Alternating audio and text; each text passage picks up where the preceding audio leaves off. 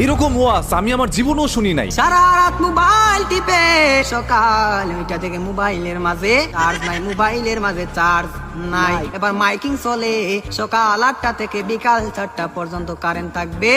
এবার টেনশন আছে না নাই, সারাদিন কারেন্ট থাকবে না।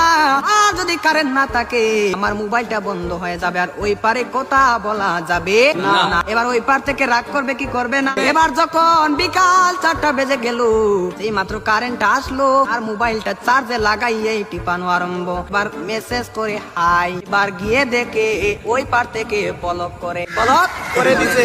এবার ছেলেটা তো টেনশনে আছে, আরে ব্লক করে দিল, আমার দেনে তো ভালোবাসা কোথায় গেল।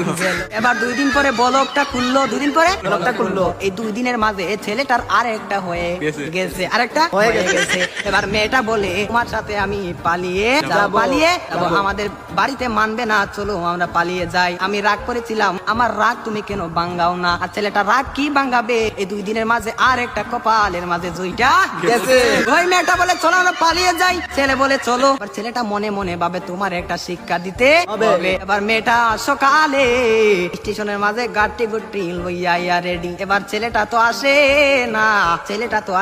না, আর মেয়েটা বাড়িতে কি যাবে, বাড়ির মাঝে 3 হাত লম্বা একটা চিঠি দিয়া পাইছে। পাশের গ্রামের রফিক মিয়ার সাথে পালিয়ে যাবে, বাড়িতে চিঠি দিয়ে যায়। আর বাড়িতে মাঝে কোনোদিন আসবো না, তার নয় কার না, আমি আর কোনোদিন বাড়ির মাঝে আসবো না। আমি চলে গেলাম পাশের গ্রামের রফিক মিয়ার সাথে। আর রফিক মিয়া তো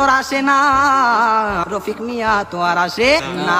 এবার 1 ঘন্টা চলে যায়, 2 ঘন্টা চলে যায়, ছেলেটার মোবাইলে বন্ধ।